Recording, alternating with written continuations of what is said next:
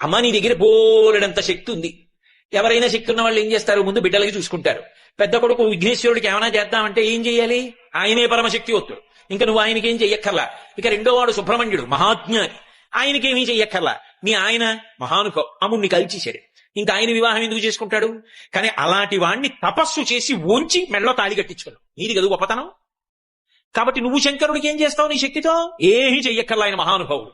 మరి నీ శక్తి అంతా ఏం చేస్తావు, పెద్ద కొడుక్కి నువ్వేం చెయ్యక్కర్లా, రెండో వాడికి చెయ్యక్కర్లా, మీ ఆయనకి చెయ్యక్కర్లా, మీ శక్తిని అంతటిని ఏం చేస్తావు అంటే నన్ను వచ్చి అడగక్క. ఎవడైనా వచ్చి ఆవిడ దగ్గర ఇలా వంగితే చాలట, అప్ప ఒక్కడ దొరికాడు రాని ఇవ్వడానికని ఇచ్చేస్తుంది.